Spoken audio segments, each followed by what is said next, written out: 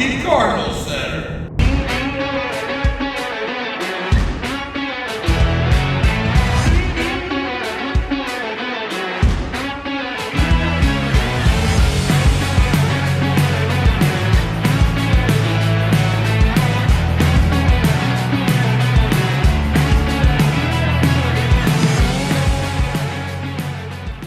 Welcome to Season 2 of Trap Talk.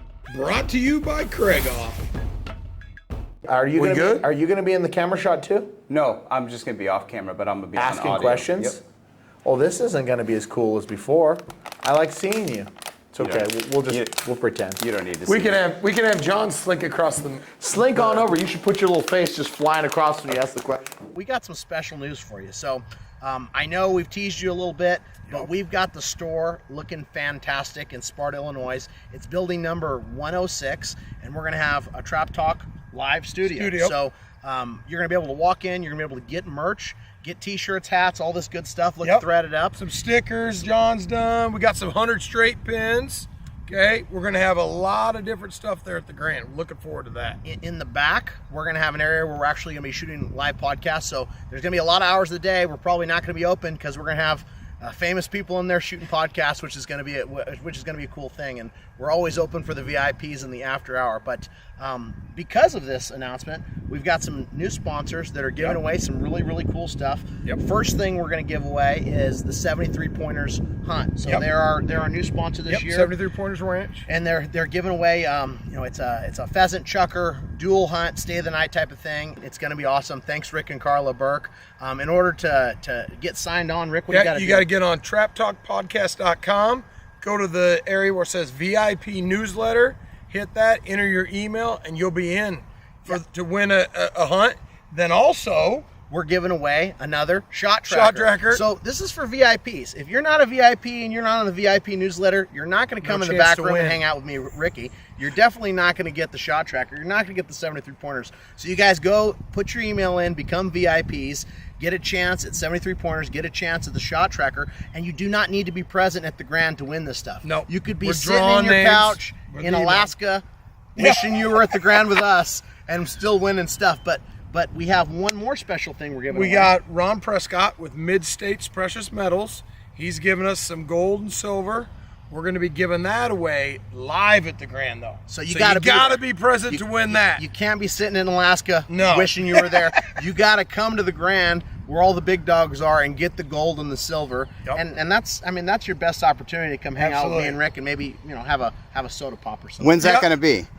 We're going to do it August 8th, which is Thursday. We're going to draw all three things. The only one you need to be there for is the gold and the silver. So, you guys head on out. It's going to be awesome. We're really looking forward to it. The Grand's a countdown. That's right. And we love it every year. If you're not coming to the Grand, come on, folks. Put it on your calendar. Come to Sparta. Enjoy it. Yes, it can be hot. Yes, it can be cold. You never know. But what better place to be to shoot 2,600 targets for the HOA? Thanks for listening. That's right.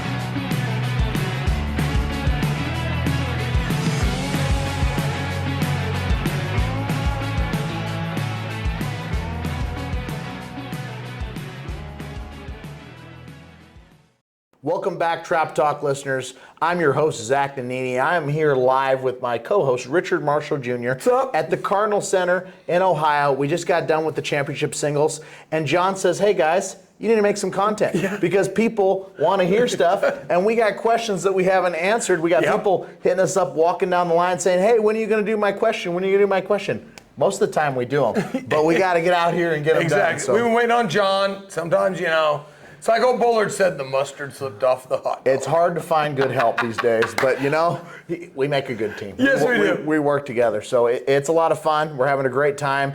A back fence shootout went fabulous last night. And we talked about that and we shot some content about it. But today, we're going to get some questions. Singles. Done, so. Zach did break 200.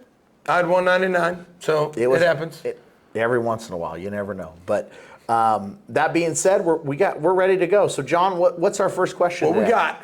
All right, first question coming in from Terry Delante. He says, do you guys use any training aids or have used training aids, ? Not all of us travel and shoot in warm weather in the winter or at other times. I'm thinking of something similar to VR or the Jordan wall chart. wanted to save some time and money, but also get some training in. Do you have any suggestions? I don't use it. No, I'm not a big fan of dry fire stuff.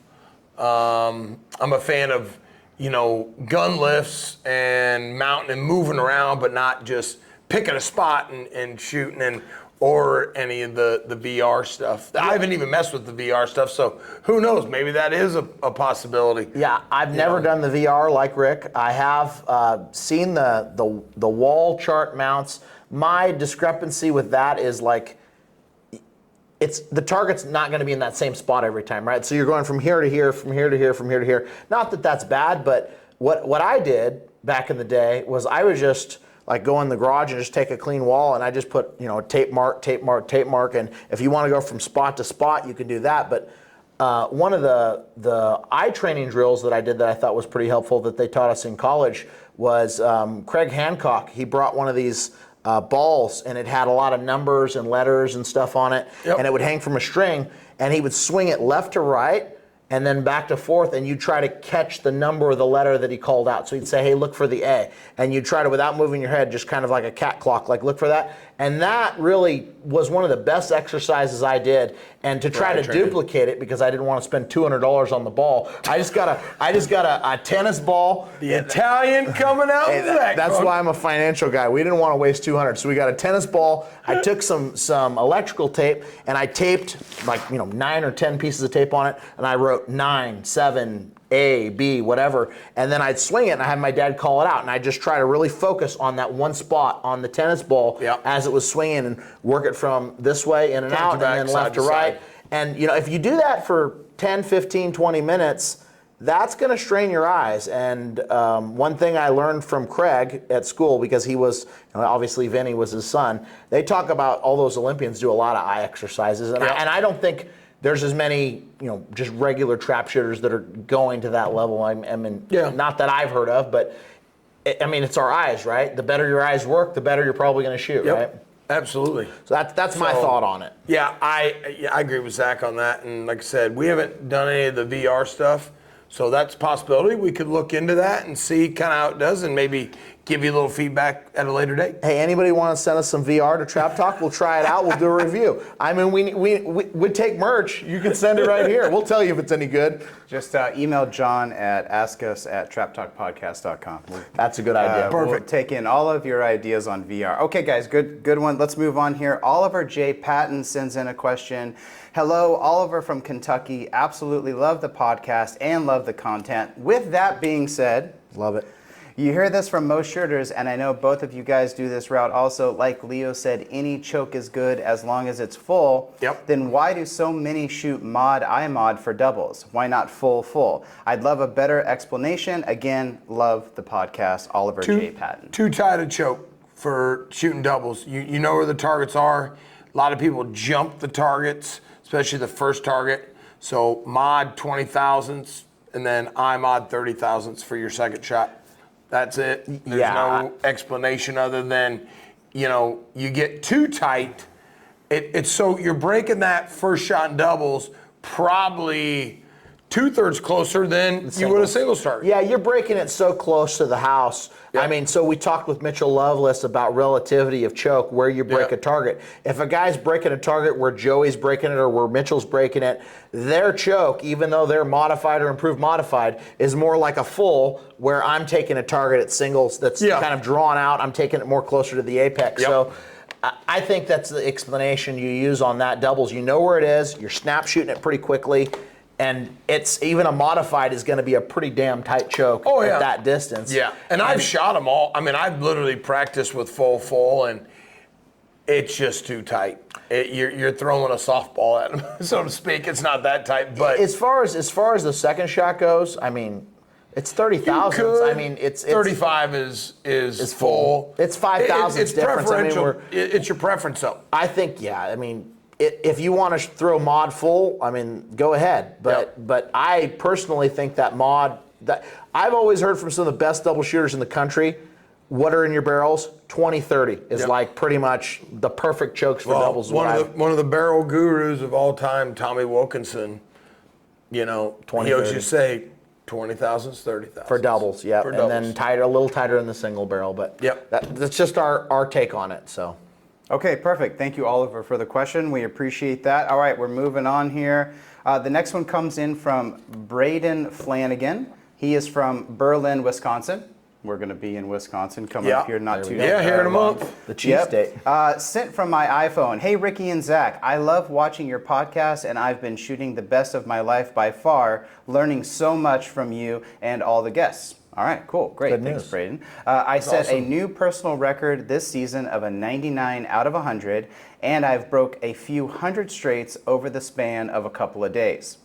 There you go. Awesome. One thing I struggle with one thing I struggle with is always flinching. How can I fix this?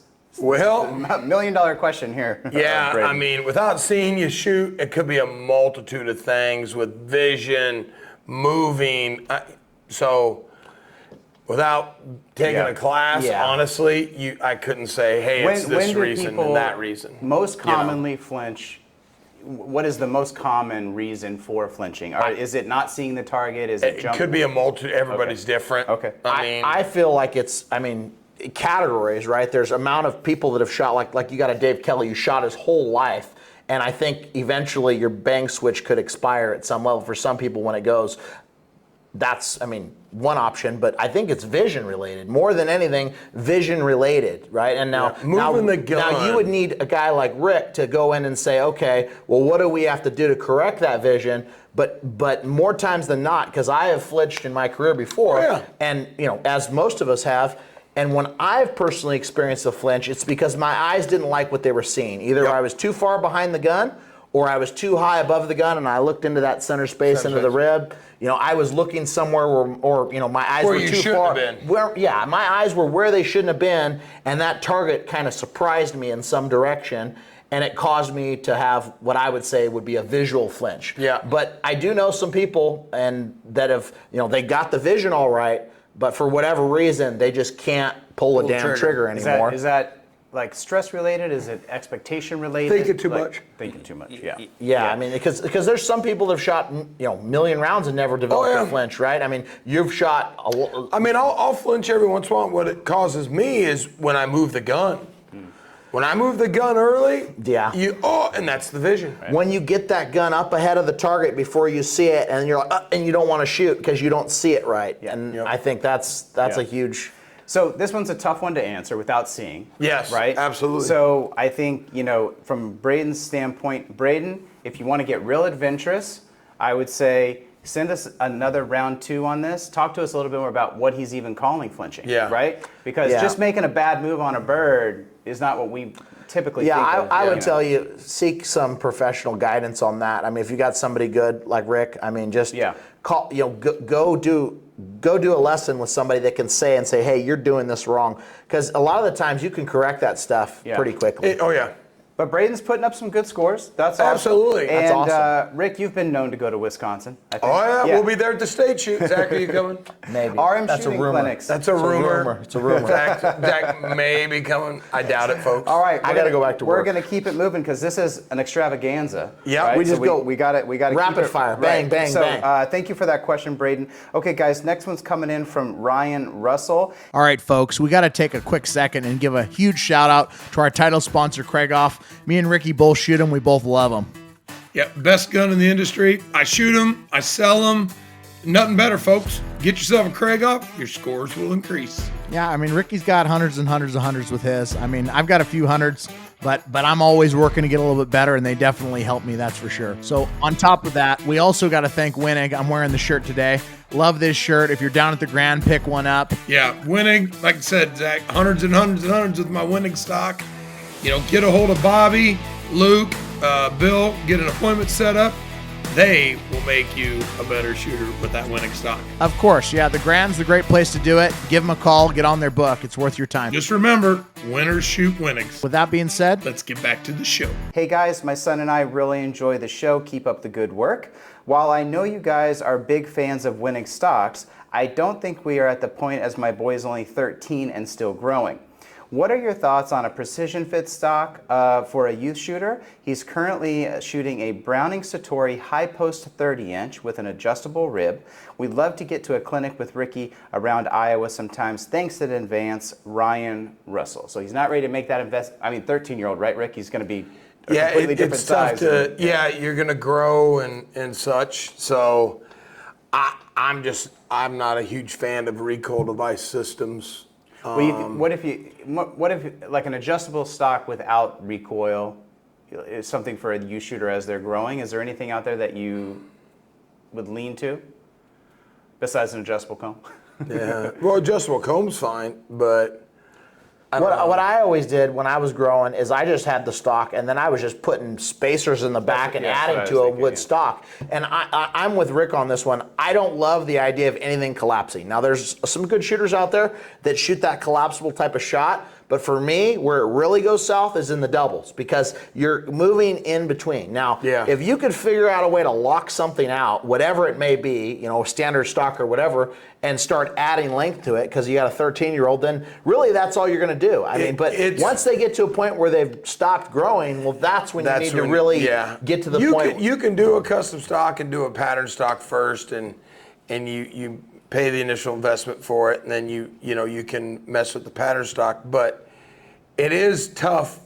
I'm not a fan of things that move, and I'm not saying those things are bad.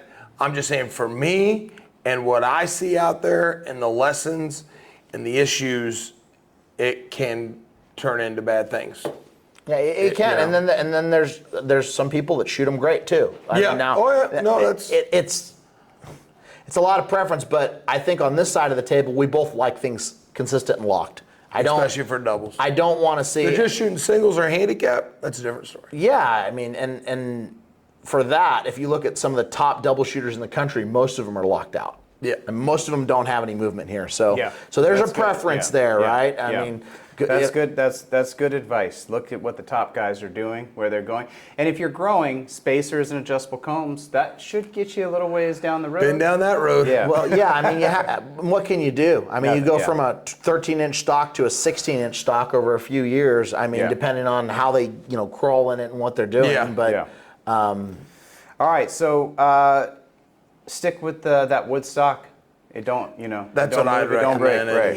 Yeah. I mean, you're going to spend all that money anyway. I mean, why not just add to what you got instead of getting something else and spending money? I mean, because that right there, I mean, you could go get, like you said, a blank pattern stock and wait on converting it to the wood over time, and you could add to that and kind of adjust that and bondo that and then convert it when the time is right. But, I mean, that's a long time, 13 years. Yeah, it could. I mean, that could be years, right? Yeah, that's why I just say, a factory stock and get it fitted. Somebody that sees, hey, this is right. Yeah. Okay, guys, we're moving on. We're keeping it going here. All right, this next one's coming in from Luke from Northeast Ohio. So we're in Ohio. We're here. Here we are, Cardinal Center, baby. All right, folks, we got to take another quick break and thank some more sponsors. We've got Game Masters. Ricky, you're our guy over there, right? Yep, I sell every gun you can imagine. We've got a ton of Krieghoffs, every other brand available. So if you guys need something, let us know. We can hook you up with the shoots. We got vendor buildings in Arizona, Ohio, and then Sparta at the Grand American. Yeah, I do like sucking up that free AC in Sparta, that's for sure. I mean, it's a good time. Come by and say hi to us. That's right.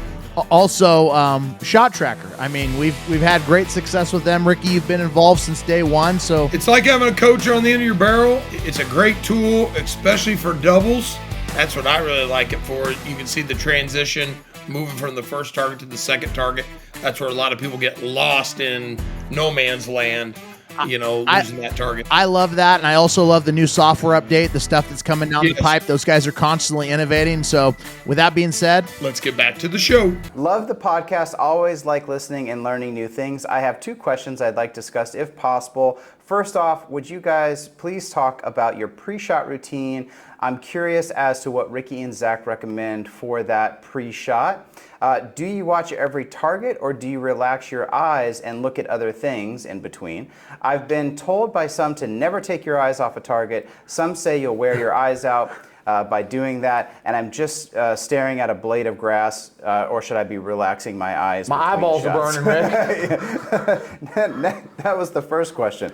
Next question. Would it be better to buy an expensive gun and not have the money to change anything about it, or go less expensive and put money into it like a custom stock? Thanks, and hope to see you guys at the Cardinal. So, all right, Luke, we're going to hit you with the answers That's here. a 2-question part. It felt like 3. Yeah, That was like yeah. a lot like There, 3. Luke. But Start Rick, with let's pre-shot break it routine. down for you. Let's break down Well, no, pre-shot the- routine. The pre-shot, so we've talked about the pre-shot. We have talked about it, multiple yeah. times and Yeah. stuff. But, you know, for me, I mean, it's simple. Okay. I don't, if you try to make it too hard, then you're thinking. When you get up there, as long as you're doing the same thing and it's the right thing over and over, it's less thinking. Okay? Love that. Yeah, it's when you get up there and start doing it. Now, that's why I always say the top shooters are like a dead person. Okay? Everything's the same. Where the average shooter's like a heartbeat. Good, bad, good, bad. Okay? John's looking, John's thinking now. Well, they're changing So, things. You can watch and see based on what they're doing, and it's little things. And gun mount, what they're doing in between when they're shots. loading the gun, how they're loading the gun, how they're closing the gun. I try to do everything the same, okay? And we all do. Now, the one thing you don't want to do is start thinking like, I got to do. Oh wait, I touched my head. Oh, we're not doing that. It's just like relax. Don't think, okay?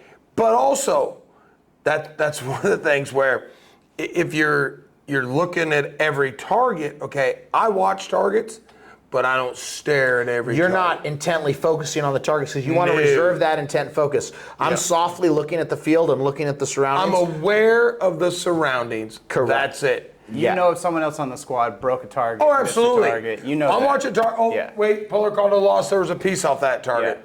You know, oh, wait, But the target was missed. There was no piece of it. Hey, that was a lost target. But you're not giving Whatever. it the I'm about to shoot it. No, No, it's not focused. You don't want to burn that 100%. up. Yeah, I think there's a lot you'll of strain people- your eyes. We do get this pre-shot routine question a lot, and what I'm starting to think is when people miss, they're thinking, "Oh, I didn't do a good pre-shot routine." Yeah. I think they're taking shots and they're not ready to shoot. One thing that I've seen both of you guys do is bring your guns down. Oh, absolutely. And I think if you ask the general public out there, they'd be like, "Oh, Rick and Zach, they probably never have to bring their gun. They probably mount their gun I perfectly did it every 15 time." times a day. 15 times maybe. I always say, here's the worst thing you can do, and I've done it, okay? My squad mate, Ryan Glow, he did it the other day in the doubles. You mount, you're like, it'll be okay.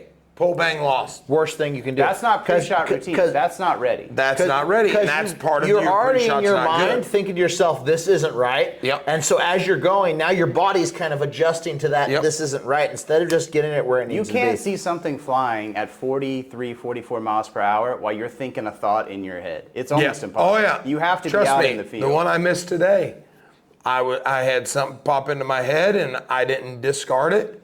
I just mounted the gun, put my head down, called pull, bang, lost, and I went, I tell everybody to do this. Yep. And here I failed on one. Now the other 199, You did it.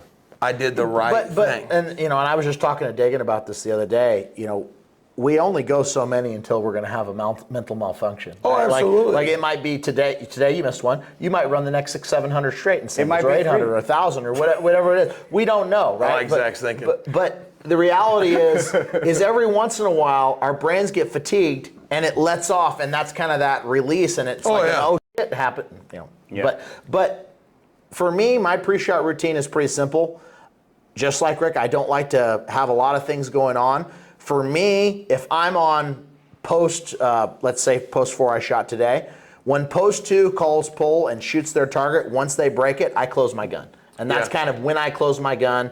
And then that person before me shoots, and once I hear the shot and I see breakage or not breakage shot, that's when I start to mount my gun. So like I'm trying to be really consistent about my timing so that I'm not mounting the gun early or mounting the gun late. And then from there, I'm looking for contact points. Where is it hitting? Is my head right? Then right when I'm here, okay, are my eyes where I want them to be today? and then calling pull. And it's just kind of mount, and it's checklist I each way. think there's been too much focus on the pre-shot routine. Yeah, I mean, you've talked about the blocking word a lot. I love that. I think you should, because you got to get that couple of seconds of pushing everything to the side.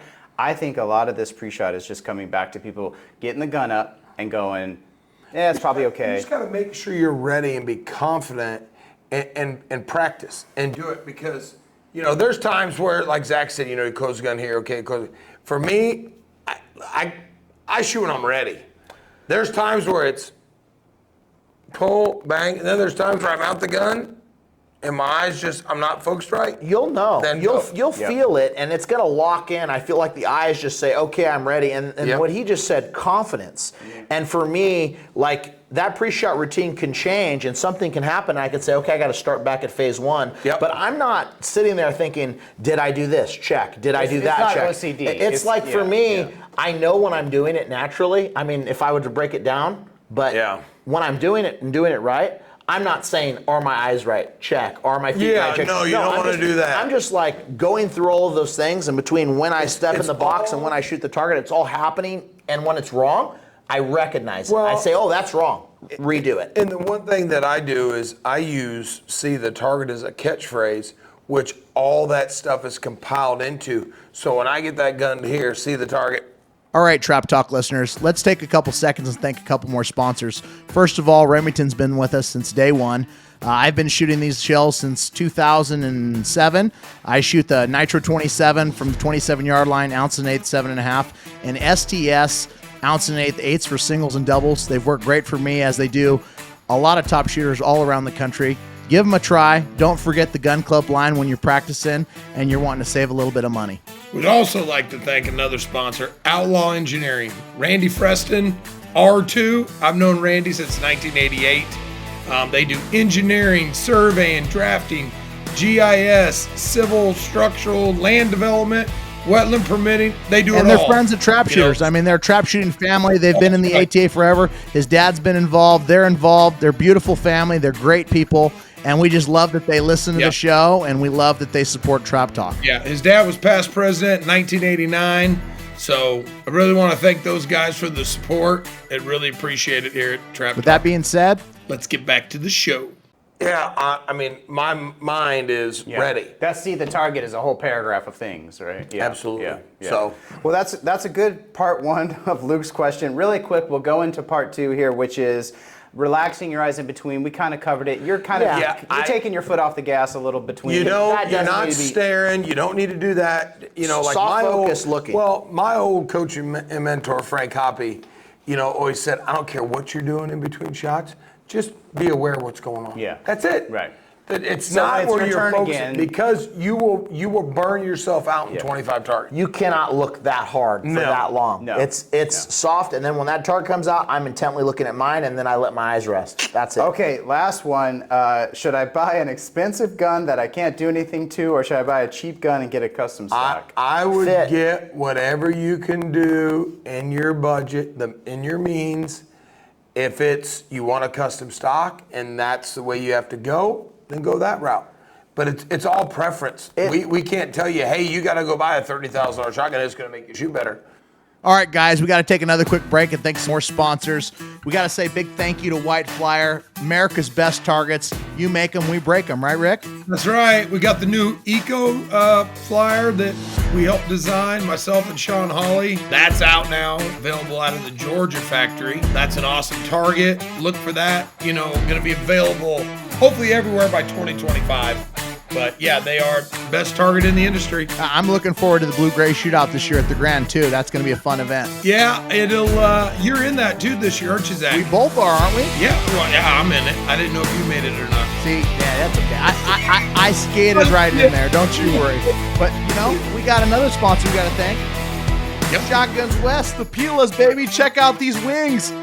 Ricky don't got these. He ain't that stylish. Oh, folks, listen. Zach tries to wear these driving down the road, doing podcasts. It's okay. We still love Hey, it. when you look good, you don't have to apologize. Remember that. Not only can you hit more targets, but you can look good doing it. Give Ryan a call. That's right. With that being said, Let's get back to the show. It's what works best for you, but for That's some right. people, you also have to understand, and I'm a big fan of Wenig, obviously. My stock is custom fit to me. I really think it gives me better results. But that's because I knew what I wanted, right? Yep. Now, I'm not an average build person, as you can see. We're kind of bigger guys, right? Now, I'm sorry, you're so skinny. Tiny over here. Tiny McGee over here. But what I'm trying to say is, and Rick, you'd be able to go into this more because you've been around the game a lot longer, but don't they make most standard stocks to an average size person? Or isn't that average size like a lot smaller than us? It's just kind of a general stock. I always heard it was like 5'10" and 180 pounds or something like that. Honestly, I don't know about that. I shoot a custom stock by Wenig. I could shoot the factory stocks. They just don't feel as good to me. I mean, I've got big hands. I'm a big guy. Yep. I want that. So I shoot a long length of pole. I would think it would matter what size this guy is. I mean, if he can get a brand new gun and it fits good with that factory stock, Then it fits him, well, then he doesn't. Demo guns. That's why you come to the Cardinal. Yeah. You come to the Grand. You demo all the guns. But if he's somebody that is really different in the way that he mounts the gun, well, then he might need to buy a little bit less of a gun and get a custom stock because there's going to be no stock on the shelf that's going to fit him. Also, I mean, there's a huge used market out there for these 30,000 whatever. I mean, they are on the market. Yeah. You don't have to pay sticker. You can call Ricky. He's got them, right? I know a guy. You know a guy? We have a lot of guns. Game masters. Call That's Ricky. right. He'll help. We you. have a lot. Yeah. They got inventory. So, all right, we're gonna keep it moving. Luke, again, thank you for the question. I hope Was that we all run of them? in- Did we get through Luke? Yeah, no. Luke's good now. Yeah. That was You got three. That's a trifecta. Next time, send one, Luke, not a threefer. I feel like we need a tip on that one. He said it was two, but he got us with a third. He got in third. there. Okay, next one is from Mason Bartlow. Oh, I know him. Not Bartholow, but Bartlow. Bartlow. Yeah, Yeah. we know Mason. I know Mason. Hello, hope you guys are staying safe and shooting well.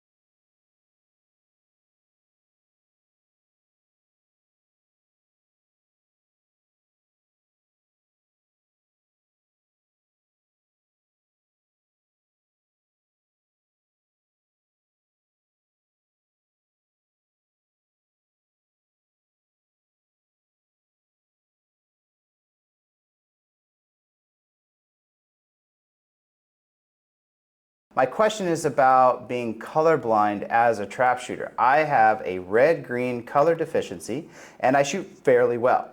Is there any downside to this? I'm noticing I'm drawn to the reds and the pinks for lenses and also the targets. The only downside I experience during low light and night shooting, I have a hard time finding a good lens for those conditions, as well with all green backgrounds.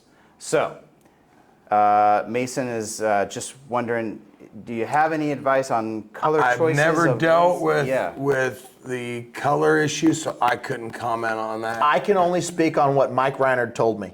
And Mike Reinhardt, when he was alive, he was the guy that owned Post 4, and he taught me a lot about lenses. He was my first glasses sponsor, and he just went through it. And one day, he had a bunch of colorblind people that he's working with. And one day one came in and started talking to him, and I can tell you what he said.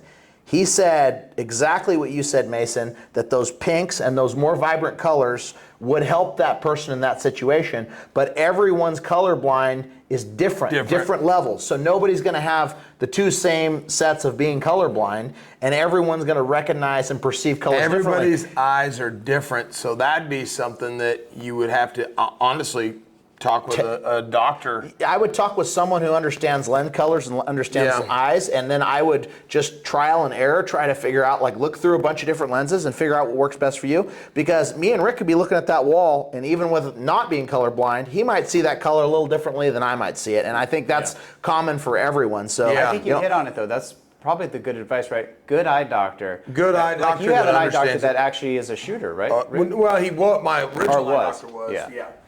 But my current one now understands shooting because of my help with explaining stuff and everything. So that so maybe for Mason, start with the eye doctor. See if there's any around that are shooters too. And you've seen some eye doctors out at the range shooting trap too, right? So there are some guys out there. All right, Mason, we're going to keep it moving here.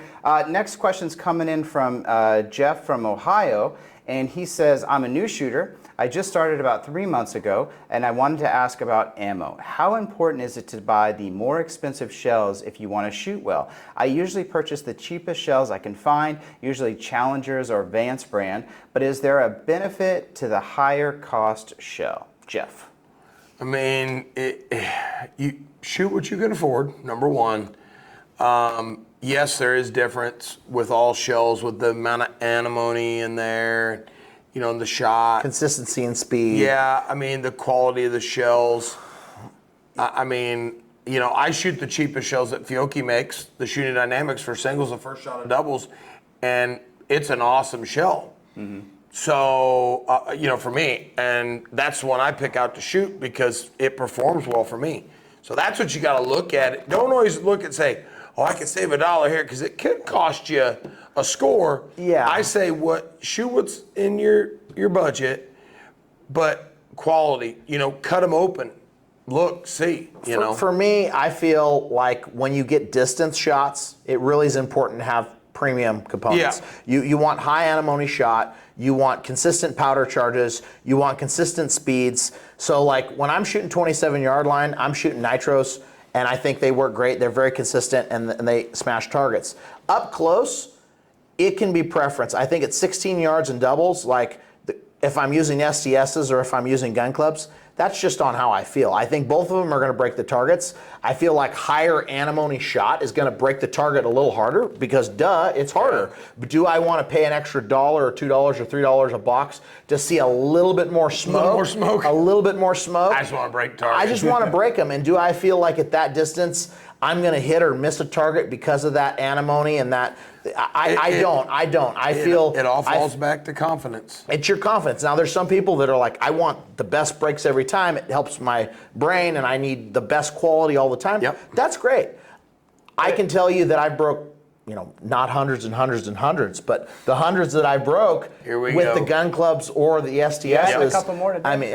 A couple more today. But it's what you want to do, and it's what you can afford. I would say every gun likes different shells. I've had guns that preferred these shells over these shells. So like if you're all in the same price range, you might want to try out like a couple different shells in that price range and say, well, what actually breaks them the best? Because every forcing cone's different, every barrel's different, everything, works differently in a gun. They might feed better or work better. Trial and error. I mean, that's what all the big dogs have done. They try stuff. Is it okay so Jeff's a new shooter, right? He's 3 months in. If we all remember back then, you just wanted to shoot trap every day. Shoot practice, so you're have shooting fun. You're shooting practice. Yeah. Who cares? You shooting practice. You're really in a phase of you're trying to learn all the muscle memory. You're trying to take all the shots.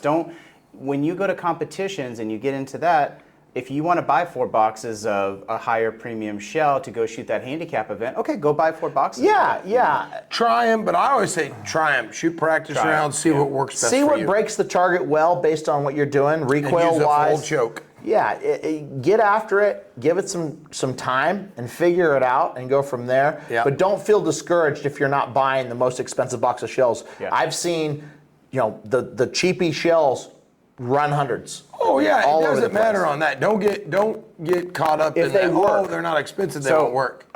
Break targets, play all the options, win the event, then use that money to buy any shell you want. There you go. Great idea. Approved. Don't forget to play the money. All right. Okay, next one's coming in from Chet, and he's in Prescott, Arizona. Hey, Trop Talk listeners, let's take a quick second to thank a couple more amazing sponsors. SOS Clays Shoot Management. They're doing a fantastic job. I love the app. I love being able to see everything on my phone instantaneously. It's freaking awesome. Rick, what do you think? Yeah, Greg Pink and his group over there. I mean, they've got majority of the satellite grands, majority of the state shoots. I think it's 40 plus state shoots they're doing. But the app, honestly, we were doing a little beta testing with that at the Spring Grand. It's awesome. You can see your squad if they paid. You can see your options, your payouts. The whole works at your fingertips. Great deal. They're just Ricky killing knew how it much over money he made before he even got off the line. He was like, hey, I'm buying lunch. I'm like, yeah, good job. We're good to go. there. That's We right. also got gun and trophy insurance. I mean, they're the best in the business. I know they're great price. Ricky, you're familiar with them, right? Yeah, Cole and Larry Cushman been long-time supporters of myself, and I've been a supporter of them, and especially with my college team. We require insurance. It's so fast and easy to sign up and get your insurance in literally 10 minutes. You can have your guns insured, and they're just great. They're great to deal with. Like I said, you can do your trophies also, your wildlife animals and that such, and your guns. It's just a great It's product. always good when you're Great traveling product. around to have that peace of mind and know that you don't have to worry about losing your stuff forever. And these are expensive things, especially when you got those Krieghoffs. You got to keep them insured. So Oh, exactly. with that being said, let's get back to the show. He says, enjoying all the videos. You are to blame for getting me interested in shooting again. I haven't shot since 1991. So Hey, that's guilty. All right. Hey, send an email to your directors. Let them know. Ricky has mentioned trigger control in past videos, and I'm wondering if there is a way to develop trigger control. I tend to get jumpy towards the targets with the gun barrel. Would it be helpful to purposely hesitate for a second or longer, focusing on the target before moving the gun and shooting? ? Right now, I feel I am moving with the streak and do not have any trigger control and firing when I'm near the target. Well, appreciate everything you're doing, Chet from Prescott. Chet, you just answered your own question. He knew. A lot of yeah. Do I need to wait a little bit? Do I need to look at the, yes, absolutely, all the above. Look at the target, then move the gun.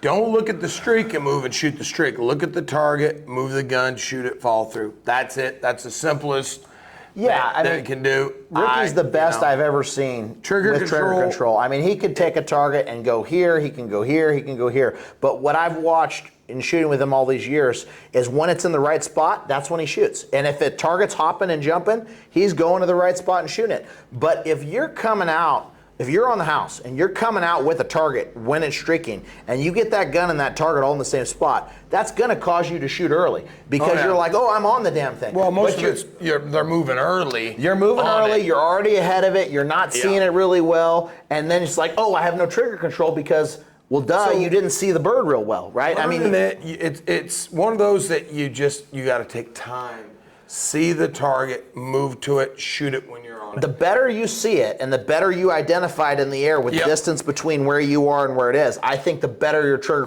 control is going to be. Because if you're here and it's here, well, you have to have trigger control to make that gap. To go up If to it. you're coming out with it the whole time, well, it's hard to hold off when you're on something, Yeah, right? I mean, absolutely. So just take your time. Do you See it, guys shoot it, get fall your eye to the leading edge, as they say? I look at always try to look at the leading edge of the target. Okay, so because if you're getting a hard right, and the first thing your eye sees is the back of the target. Yeah. It needs to take that extra second Get to it to the front, front yeah. of the target, right? Well, so it ain't so much. It not- all happens just instantaneously, but you got to see it and then make the move. Nice. I want to smooth. look where I want the pellets to go. Yeah. I'm looking, if that target's going to the right, ideally, I'm looking on that right side of that target because it's moving right, and I want to sustain my eyes there and shoot that spot. Yeah. But I think there is days when I'm either moving the gun faster or slower, or the wind is playing in an environment. absolutely. And I've noticed, like certain days, like you say, have a big crossing wind and it's pushing a target, it's pushing everything a little bit. You might not need to look as far on the front, or you might need to adjust that a little bit based on your brakes. That's why I always say look at your brakes, and that'll tell you a lot. Today's a prime example. The second 100, the wind was blowing more, and the targets were bouncing around, and I just took a little more time to make sure I was focused. And I'd look at the target. Sometimes it was pole bang, sometimes it was pole bang. So it's just one of those. You got to be ready to shoot. Yep. And as far as how do you train that? Years and years of experience of doing it the right way. A lot of practice. Do it the right way for a long time, and the more you do it, the better you're going to be.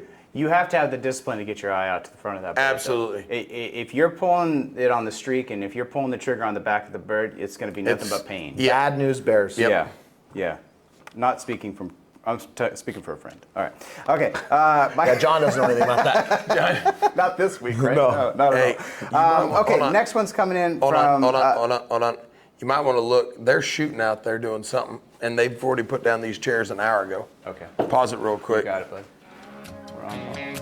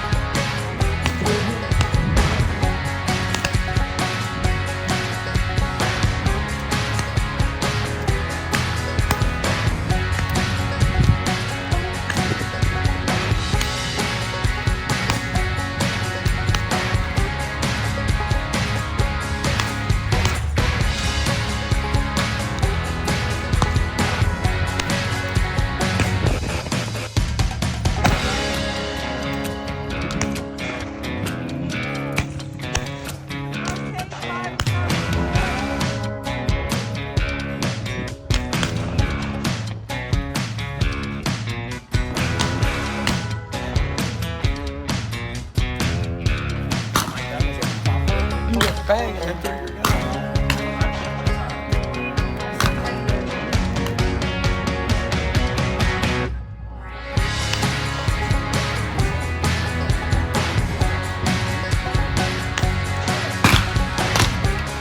Who else would it go to? A bunch of guys from Michigan. I expect this kind of hospitality when I come to the state. Absolutely.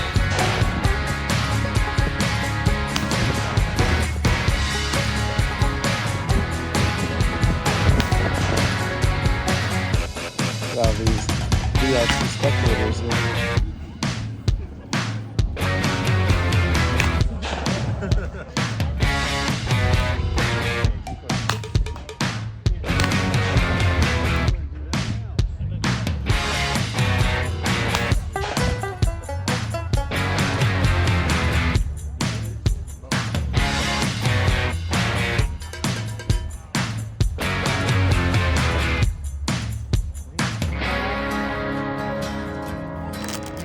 Let's go. What's the encouraging words we have for Nanini on his way back out? Concentrate. Concentrate. Pay attention to the phone. Drop Talk listeners, Zach Nanini here, and with my co-host Richard Marshall Jr. We're back home. We're not in Ohio. Nope. I know we started shooting the Q&A episode, but we had a little disruption, Rick, so we kind of had to stop. Hiccup. And it was because Zach broke 200, and they were doing the call for the shoot-offs, and I said, gotta go. Yeah, so I had to jump in the golf cart. I had to run down there and check in. We win 125 birds in the shoot off. I didn't end up winning. I got runner up, but it was a fun time. You can never be upset with breaking a 200, and a little Lewis money doesn't hurt to get home either. So Little gas money. little gas money, little pizza money. But we appreciate all the questions that you guys send in. Please keep sending them. And we're going to get you some more content ASAP. This is a lot of fun. We had a great time, and we got a lot more stuff coming down the pipe for you, so we appreciate it. See you next time.